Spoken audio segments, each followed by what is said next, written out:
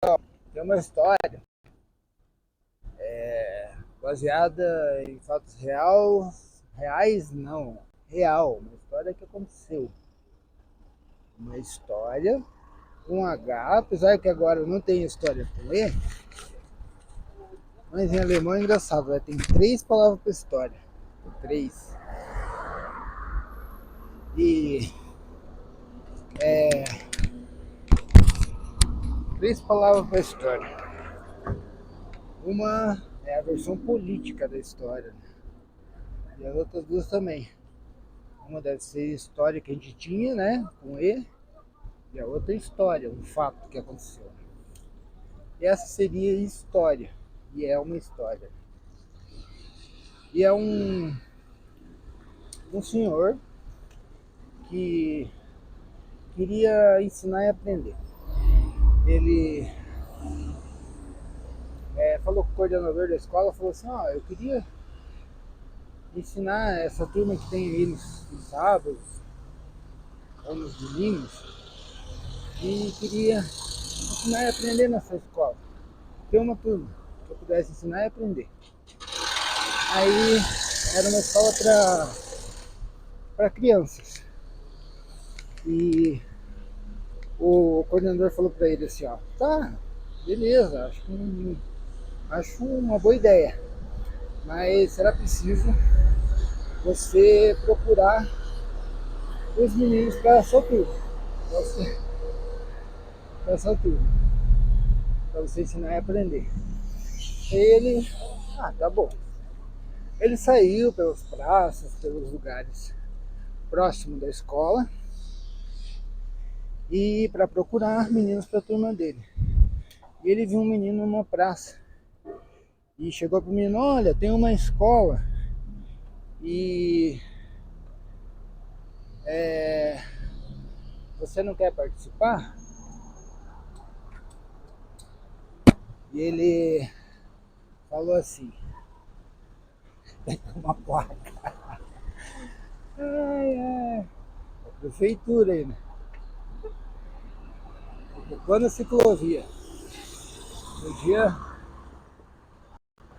a mulher buzinou atrás de mim, ali perto da reitoria. Ah, uma pessoa, né? Não, seja mulher, seja homem, não é porque é mulher, não. Mas ela é uma senhora, né? E buzinou assim atrás de mim. Eu tinha atendido o celular que uma pessoa me ligou e buzinou e falou assim, depois que a gente bate, a gente tem que pagar, não sei o quê. Aí eu olhei pro carro, fui pro outro lado da rua, na mesma direção que ela estava indo.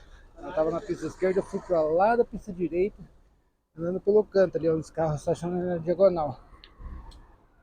E falei, olhei assim, só uma pessoa no carro. Aí escapou. Falei, uma pessoa no carro? Olha o espaço que você está ocupando, olha o espaço que eu estou ocupando. Para de ocupar a rua. E aí na hora estava saindo uma amiga de um carro que ia para a Assembleia também. Estava sendo ali. Deu oi. Mas foi interessante. Mas o senhor encontrou um menino na praça e falou, tem uma escola. Quer participar? Para aquele menino, falar em escola, é um lugar muito ruim, ele é tudo que ele não queria ir. Escola, não, de jeito nenhum, né? O senhor acho que percebeu que ele não gostou da ideia. A escola era o último lugar que ele queria estar. A escola não é um lugar que trazia boas lembranças para ele.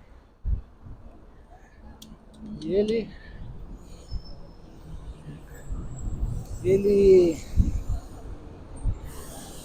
aí o senhor falou para o menino estava jogando bolinha de gude.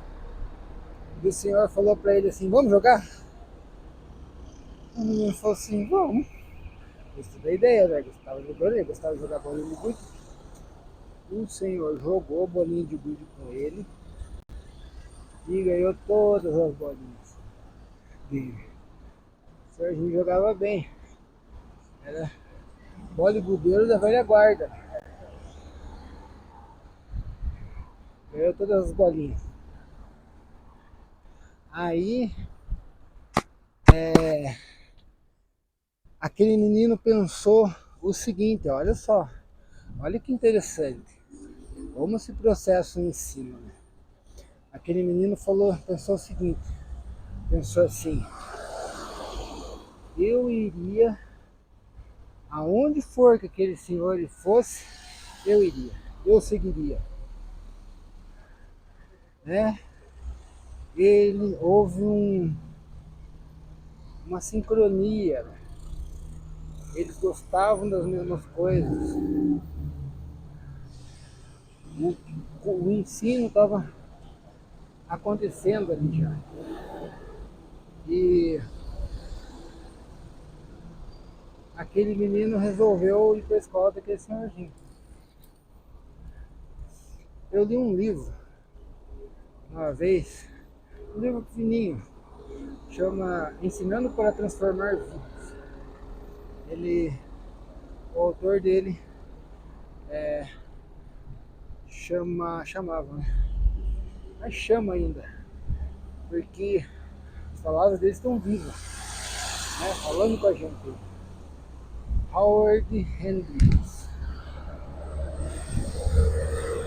Esse Howard Hendricks, esse menino que o senhorzinho convidou para ir para a escola, jogou a bolinha de gude, veio as bolinhas de gude dele, e ele pensou, aonde esse senhor for, ele o seguiria. Ele é Howard Hendricks.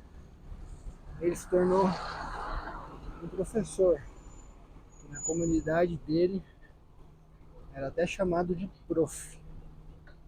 Ele tinha um apelido de prof. Ele é uma referência no ensino até hoje. E ele escreveu esse livro, Ensinando para Transformar Vidas.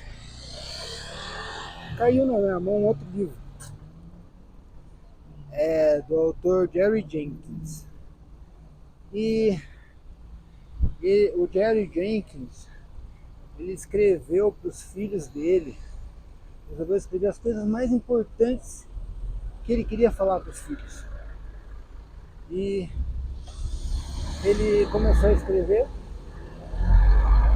e foram textos grandes que ele escreveu para os filhos. E como ficou um negócio muito legal, assim, tipo, coisas que a gente. É bom que a gente aprenda, que a gente entenda essas coisas importantes para a vida. E falaram para ele assim, ó, você podia publicar isso aqui, pai, os filhos falaram. Publica, pai, publica. Ele publicou o livro, o Jerry Jenkins. Publicou esse livro, não lembro o nome. Só que daí no livro ele conta a história que ele tinha um professor e ele resolveu testar esse professor dele. Ele disse que esse professor tinha um ritual, uma mania. Ele chegava na sala e ele cruzava as pernas e ficava balançando as pernas, tipo fazendo como se fosse um aquecimento. E daí daqui a pouco ele começava a fazer uns gráficos no quadro e era difícil não prestar atenção. E ele resolveu testar o professor, fingir que estava olhando para fora e não prestando atenção na aula dele. Porque a aula dele era muito legal, mas ele queria testar o professor. Então, o que o professor fazia se alguém não estivesse prestando atenção. E aí ele testou, ficou olhando para fora, fingindo que não estava prestando atenção. Foi muito difícil porque ele começou a fazer uns gráficos no quadro muito legais e ele se esforçou muito para não prestar atenção na aula. Aí, de repente, o professor chegou, veio caminhando rápido na frente dele. Jerry, o que você tanto olha lá para fora?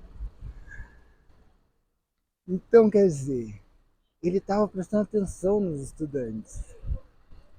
Ele estava prestando atenção em quem estava aprendendo e ele aprendendo junto. E aquilo não saiu da atenção dele.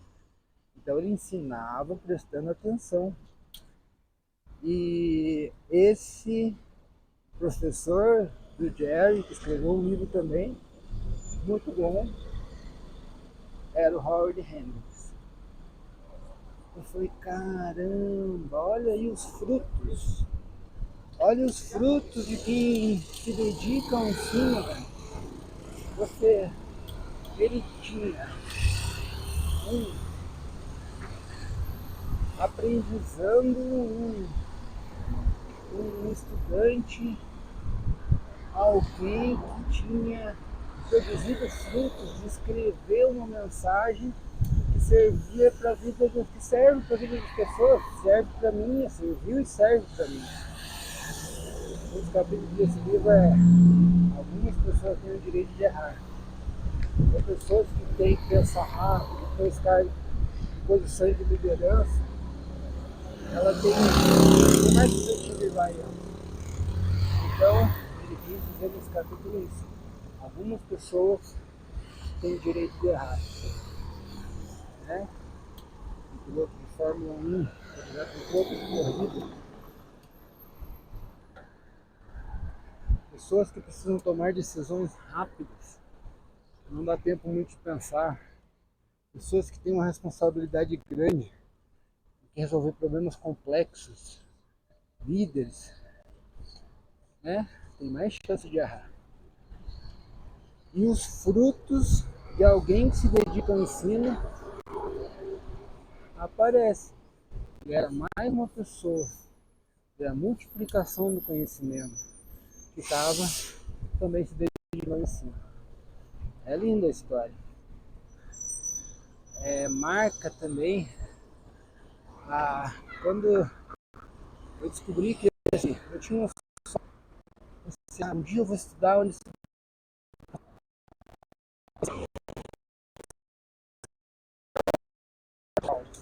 ao ensino. E de repente um dia eu descobri que ele tinha falecido um ano depois da morte dele. Eu senti a morte de uma pessoa que eu não tinha nem nunca visto na vida. Só lido seu livro.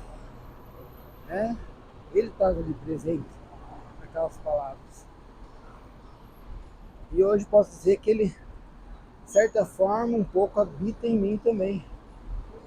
Né? A sua paixão pelo ensino me influenciou, me influencia. Como outro educador, né? Como Freire, Ken Robinson, professores com quem convivi, né? Que nos incentivam, que nos influenciam, nos influenciaram e nos influenciam a nos dedicar ao ensino.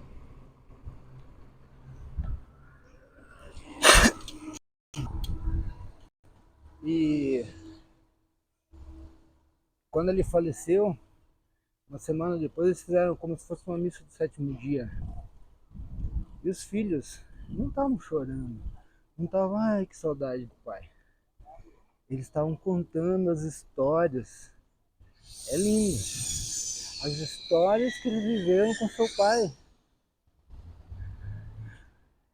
As pessoas, não só os filhos, as pessoas da comunidade onde ele vivia, contando suas histórias. E contando que carinhosamente o apelidaram de prof. O ensino é muito importante para todos nós. A gente se forma com o outro, né? Se forma com o outro e com a outra. A gente aprende. A vida, o ensino faz parte da vida. A gente aprende umas pessoas com as outras. E essa história é mais uma que confirma isso. É por isso que muitas vezes a vida é bonita e é